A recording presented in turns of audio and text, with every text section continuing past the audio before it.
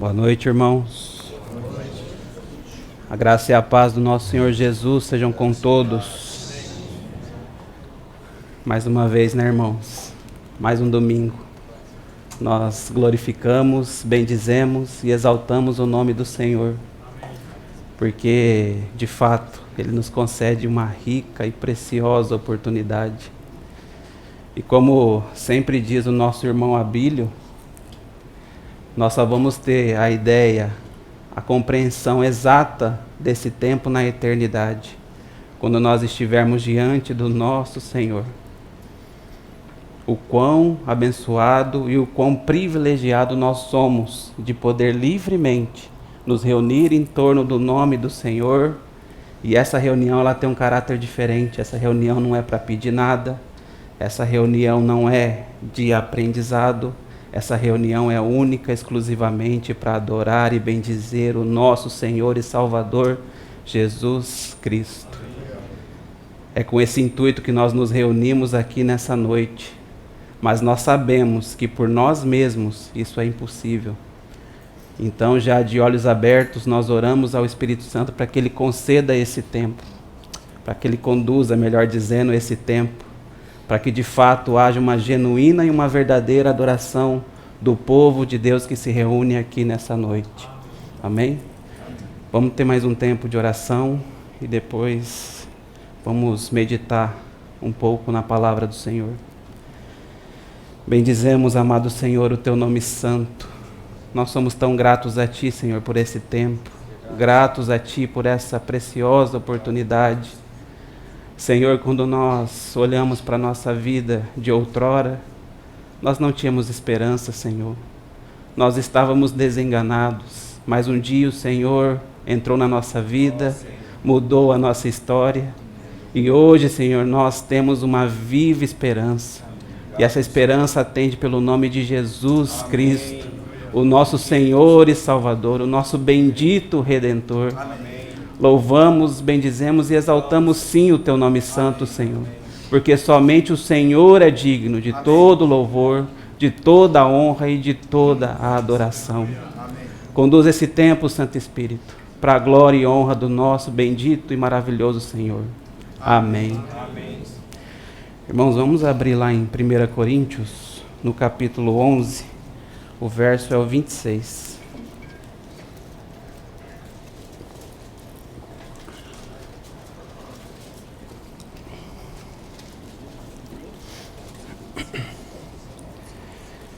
1 Coríntios, capítulo 11, verso 26. Aqui nós temos um texto muito precioso das Escrituras Sagradas e um texto que a gente conhece bastante.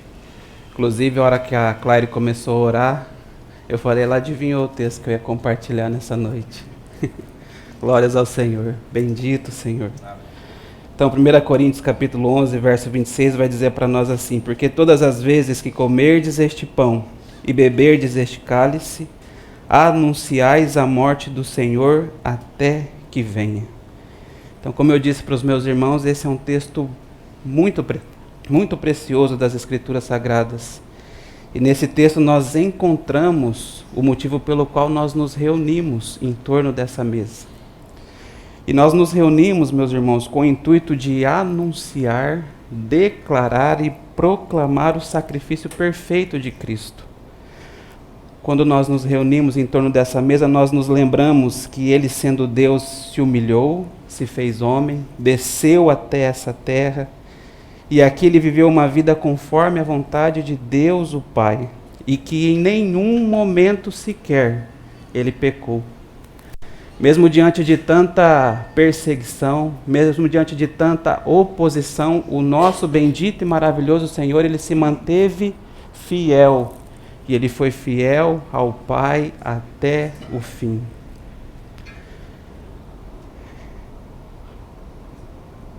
Jesus, Ele de fato foi e é aquele homem perfeito que o Pai sempre procurou.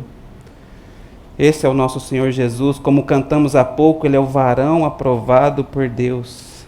Mas mesmo assim, sendo Ele perfeito, sendo esse que de fato viveu aqui uma vida que agradou ao Pai, uma vida que foi de acordo com a vontade do Pai. Mesmo assim, meus irmãos, ele foi crucificado. E eu pergunto para os meus irmãos, por que isso aconteceu? Se não porque ele veio e tomou o nosso lugar. Porque lá na cruz ele enfrentou todo o peso do nosso pecado. Irmãos, nós não podemos nos esquecer em momento algum que sobre Cristo foi derramado toda a ira do Pai. A ira que era reservada para os nossos pecados foi derramado toda ela sobre o nosso bendito Senhor e Redentor Jesus. Ele pagou todo o preço do nosso pecado. E ele fez isso para que nós pudéssemos, então, ter a salvação e a salvação eterna. Para que nós pudéssemos alcançar a vida eterna. Esse texto fala tudo isso para nós, né? Por suas pisaduras nós fomos sarados. O castigo que nos traz a paz estava sobre o nosso Senhor. Então esse texto ele vai falar de tudo isso para nós. Mas ainda tem um detalhe, e esse detalhe a Claire tocou ali na oração que ela fez, que monta para nós um quadro maravilhoso. Paulo acrescenta aqui que nós devemos fazer isso, ou seja, anunciar a morte do Senhor, e esse detalhe, até que ele venha. E esse detalhe ele monta, meus irmãos, um quadro maravilhoso e perfeito para todos nós. E isso também mostra o coração do apóstolo Paulo, aquilo que ele anelava, que era estar com o Senhor para todo sempre. Então nesse texto, irmãos, de maneira explícita, nós podemos tocar em dois eventos aqui. A crucificação do nosso Senhor, a morte dele por nós, para pagar o preço do nosso pecado lá na cruz. E nós também tocamos, como Paulo mesmo disse, na segunda vinda do Senhor, que nós devemos fazer isso, anunciar a morte do Senhor, até que ele venha. Mas, como eu disse para os meus irmãos, esse detalhe, até que ele venha, monta para nós um quadro bendito e maravilhoso. Porque implicitamente, para que o texto então faça todo sentido, nós precisamos aceitar que Jesus morreu sim, mas que ele ressuscitou e subiu aos céus. Porque, meus irmãos, como que ele vai voltar se ele continua morto? Então ele sim, ele ressuscitou. E como ele vai voltar se ele não foi para nenhum lugar? Então ele sim subiu aos céus e ocupa o trono desse universo. Ele foi glorificado, ele foi bendito, ele foi exaltado.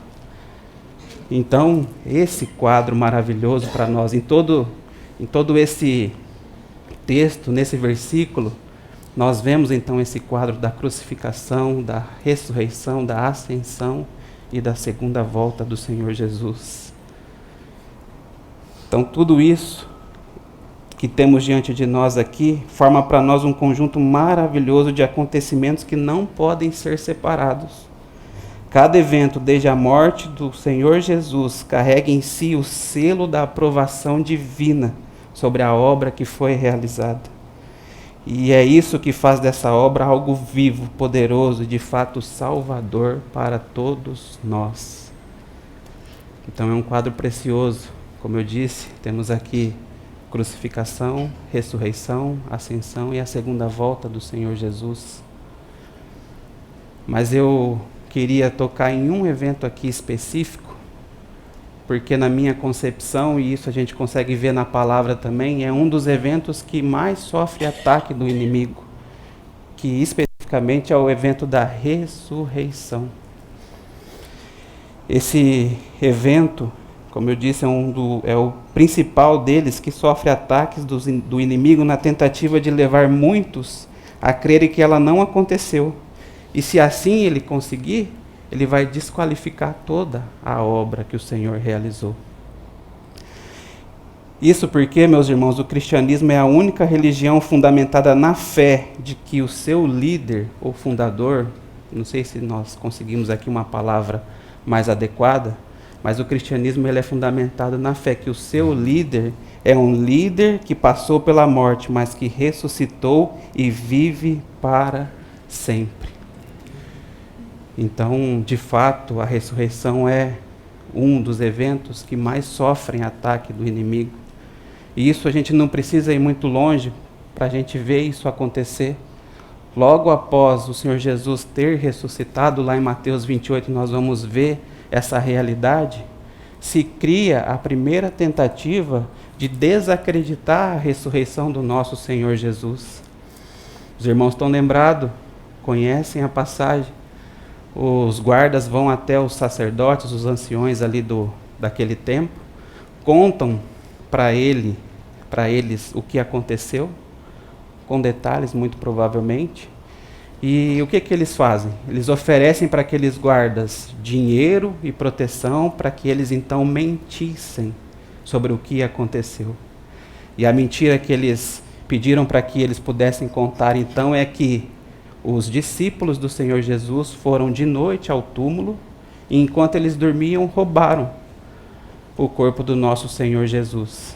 Algo que de fato aconteceu, eles receberam esse dinheiro e espalharam essa mentira sobre Jerusalém, sobre Israel, e inclusive Mateus vai dizer que até o dia de hoje, né, quando foi escrito, aquela mentira era propagada no meio dos irmãos. Então é um ataque sobre a ressurreição para que então fizessem desacreditar dela. E como a ressurreição, meus irmãos, é algo que precisa ter acontecido para que toda a obra tenha validade, porque se o Senhor Jesus não ressuscitou, a obra foi em vão. Então há esses ataques, e o primeiro deles é esse. Então os guardas aceitaram o dinheiro, fizeram conforme foram instruídos, e essa versão se espalhou. Nós vimos isso em outros lugares, quando os discípulos do Senhor, os apóstolos do Senhor vão pregar a respeito de Jesus e ele ressuscitado. Alguns são presos, outros repreendidos, sofrem realmente resistência, porque estão pregando Jesus e esse ressuscitado. Atos capítulo 4 a gente pode ver isso, Atos capítulo 17 a gente também vê isso. E ao longo da história, isso não mudou. Existem ainda muitas tentativas de levantar hipóteses para negar que Cristo ele ressuscitou. E eles fazem isso, meus irmãos, não por desacreditarem dos eventos da ressurreição, mas por desacreditar da própria ressurreição, porque é algo sobrenatural. Ignoram que nós estamos falando do Rei dos Reis e Senhor dos Senhores. Para ele tudo é possível. Para ele tudo é possível. E diante assim de tantas teorias que foram criadas, eu queria compartilhar com meus irmãos uma aqui, que eles sugerem que o Senhor Jesus apenas havia desmaiado. A morte de cruz ela era uma morte muito lenta. Alguns demoravam até 3 dias para que eles então morressem na cruz. E a sugestão deles é que, como o Senhor Jesus demorou muito menos tempo do que 3 dias, ele então havia só desmaiado. E que ao ser colocado num túmulo novo, com ar fresco, com ervas aromáticas, ele recobrou o sentido. E que de alguma forma ele conseguiu tirar aquela pedra, saiu de lá, enfrentou os guardas e foi embora. Mas irmãos, conhecendo a palavra como nós conhecemos, será que isso foi possível? Consideremos então o nosso Senhor, o quanto ele sofreu até chegar à crucificação. Ele foi realmente espancado, ele sofreu torturas, foi chicoteado, esbofeteado. Ele foi levado ao limite máximo do que um corpo humano consegue resistir. E ainda assim fizeram que o nosso Senhor carregasse a cruz pesada dele até o lugar que ele seria crucificado, esgotando-o ainda mais. Chegando lá, crucificaram o Senhor, pregaram as suas mãos, pregaram os seus pés, transpassaram ele com uma lança, e aí simplesmente ele desmaiou, foi colocado no túmulo, acordou e conseguiu rolar a pedra, vencer os guardas e tudo mais. Irmãos, precisa ter muito mais fé para acreditar nessa versão do que acreditar que ele ressuscitou. Como pode uma pessoa com essa quantidade de trauma sofrido, como pode alguém convalescente nesse nível conseguir fazer tudo isso? E mesmo que ele conseguisse, mesmo que fosse possível que isso acontecesse, como então ele apareceria diante dos seus discípulos logo após o ocorrido de uma maneira surpreendente? Maria vê ele no mesmo dia que ele ressuscita e confunde ele com um jardineiro, não com um homem agonizante. Confunde ele com um jardineiro. Porque ali ele estava inteiro, íntegro.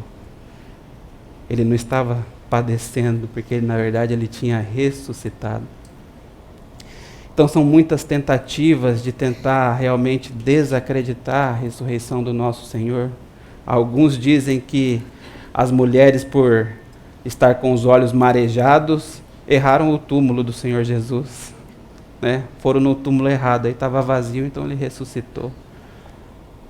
Outros dizem que foi uma alucinação coletiva. Não tem como, né, meus irmãos? É difícil de acreditar em todas essas hipóteses que se levantam. Como eu disse, é mais fácil crer que o Senhor Jesus ressuscitou do que acreditar nessas hipóteses que são levantadas. Como as mulheres poderiam errar o túmulo se elas acompanharam todo aquele processo de crucificação e de enterro do Senhor Jesus? E o túmulo do Senhor Jesus não era num lugar público, era num lugar particular, né? José de Arimateia é que era dono daquele túmulo e sepultou o Senhor em algo que era particular, que era dele. Não havia essa possibilidade de errar o túmulo.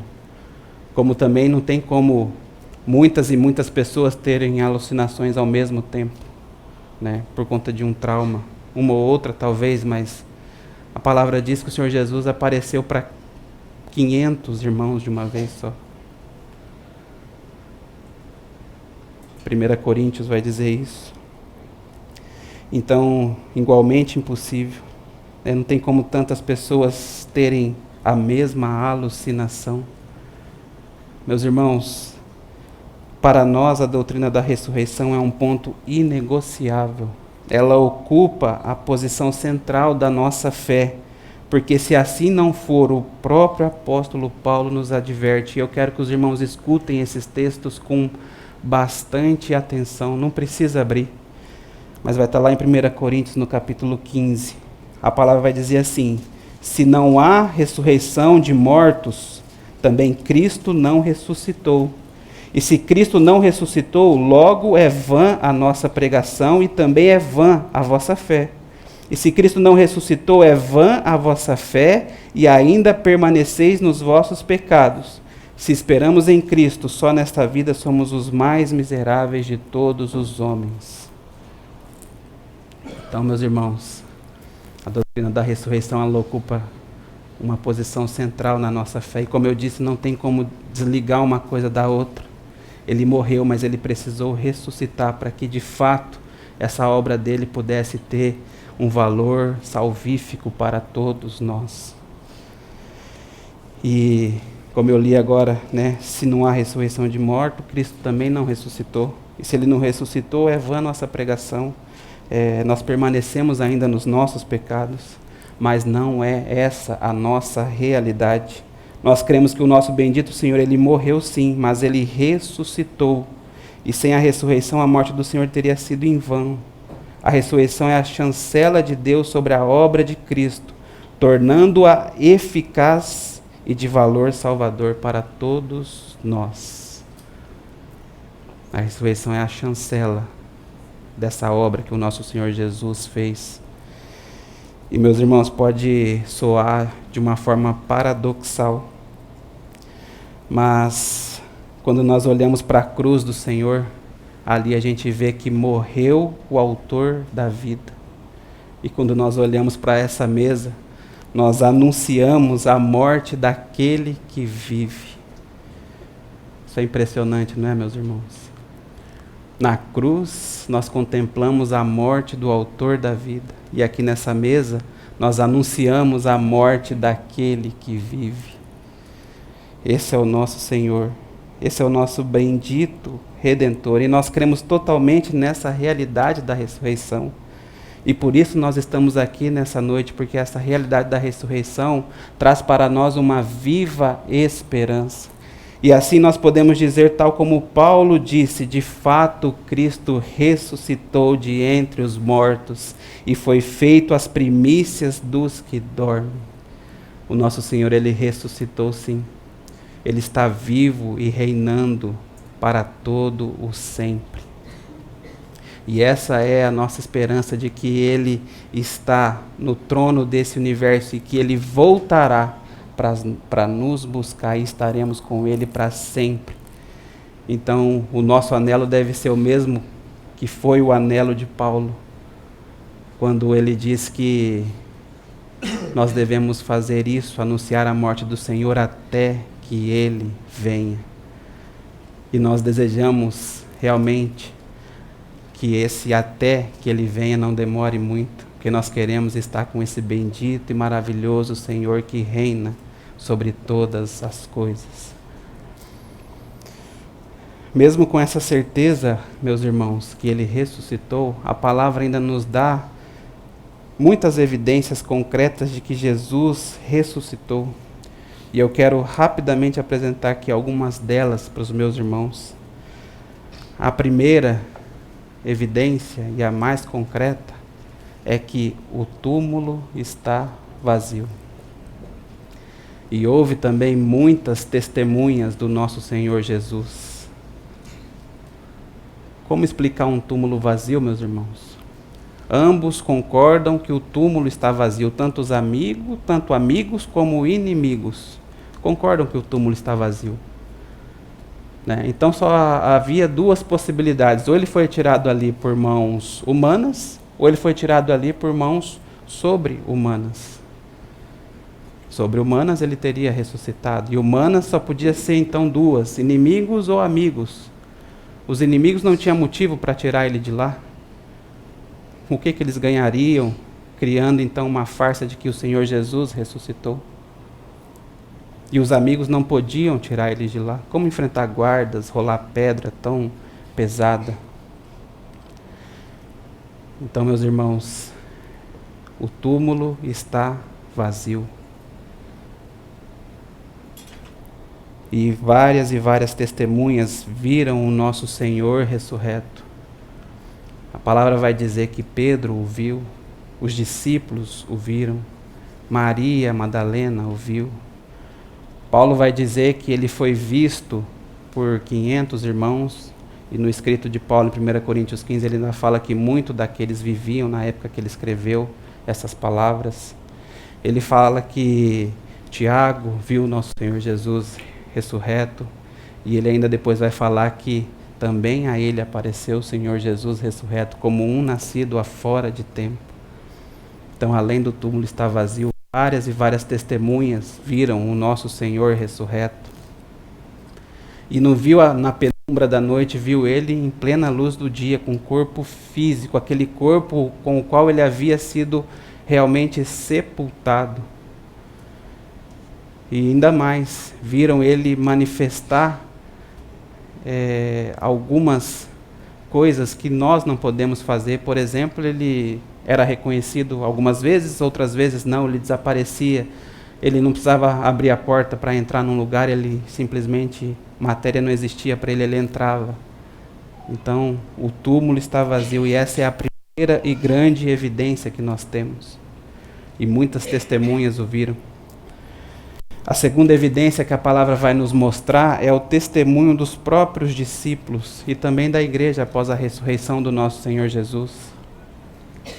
Quando nós olhamos para os discípulos do Senhor Jesus, ali, quando ele morreu, nós vemos então realmente uma igreja enfraquecida. Nós vemos ali aqueles discípulos que foram todos eles dispersos, com medo, atemorizados, sem fé. Nós conseguimos ver isso na palavra de Deus. Nós vemos Pedro negando o Senhor Jesus 3 vezes. Mas, meus irmãos, depois que o Senhor ressuscitou, depois que ele apareceu para eles, depois que ele esteve com aqueles discípulos por mais 40 dias, o Espírito desceu sobre eles, o poder que ele havia prometido, nós vemos então Pedro de uma maneira tão diferente. E é tão maravilhoso tocar nesse detalhe. Eu queria também que meus irmãos só escutassem o que eu tenho a dizer, e vou ler aqui alguns versículos. Pedro e João vão até o templo, e sentado ali na porta formosa nós temos ali uma pessoa deficiente, aleijado. E ele pede ali um trocado para os discípulos do Senhor Jesus. E Pedro olha para ele e fala assim: ó, prata e ouro eu não tenho, mas o que eu tenho eu te dou. Em nome do Senhor Jesus, levanta e anda. E na mesma hora, aquele que era aleijado se levantou. E o povo, vendo aquilo acontecer, começaram a glorificar o nome do Senhor. Pedro, cheio do Espírito, faz um discurso ali, prega a palavra do Senhor de uma maneira surpreendente, com poder, com autoridade. E nisso os sacerdotes e anciões vão e prendem Pedro e João. E foram interrogar os nossos irmãos, e no meio do interrogatório é dito assim: e pondo-os no meio, perguntaram com que poder ou em nome de quem fizeste isso? E Pedro, cheio de intrepidez, ele diz que foi no nome do Senhor Jesus Cristo, Nazareno, aquele a quem vós crucificaste e a quem Deus ressuscitou dentre os mortos. Em nome desse é que este está são diante de vós. E a conversa continua, os anciões e sacerdotes se reúnem ali para debater o que eles fariam com Pedro e com João, né? E ele chama então aqueles dois e disseram para eles que absolutamente não falassem nem ensinassem no nome do Senhor Jesus. E Pedro vai responder algo para eles que é impressionante. Enche o meu coração de alegria. Ele diz assim: respondendo, porém, Pedro e João lhes disseram: julgai vós se é justo diante de Deus ouvir-nos antes a vós do que a Deus, porque não podemos deixar de falar do que temos visto e ouvido. Meus irmãos, olhe para Pedro. Há tão pouco tempo atrás, ele havia negado o Senhor Jesus 3 vezes. E nem foi diante de anciões e sacerdotes, foi diante do povo que estava ali reunido. Ele negou e chegou ao ponto de blasfemar o nome do Senhor. Mas aqui, diante de anciões e sacerdotes, sem medo de qualquer retaliação, sem medo de morte, sem medo de, enfim, ele fala que é o nome do Senhor que ele está pregando e que ele não vai deixar de pregar. Da onde que vem essa coragem? Da onde que vem toda essa intrepidez? Se não porque eles contemplaram o Senhor da glória vivo. Então, essa é mais uma evidência de que o nosso Senhor Jesus, ele ressuscitou e ele está vivo. Ainda podemos falar do apóstolo Paulo, como que um perseguidor da igreja, um ferrenho perseguidor da igreja, alguém culto, estudado, zeloso daquilo que ele acreditava até então, como que depois ele passa a ser um defensor com unhas e dentes da ressurreição do nosso Senhor Jesus Cristo, senão que lá no caminho de Damasco ele viu o Senhor Jesus Cristo ressurreto e sofreu. Esse homem padeceu por amor do nosso Senhor, nosso bendito e maravilhoso Salvador. Então, meus irmãos, temos várias evidências na palavra que fala que o nosso Senhor Jesus Cristo, ele ressuscitou. E para nós é de grande alegria saber que de fato ele ressuscitou, que nós temos um Deus que vive e reina e que está sentado, como disse o nosso irmão Thomas nessa manhã, na sala de governo desse universo, na sala de comando desse universo, governando todas as coisas. E se você olhar para a mão dele vai estar furada. E furada por amor de nós.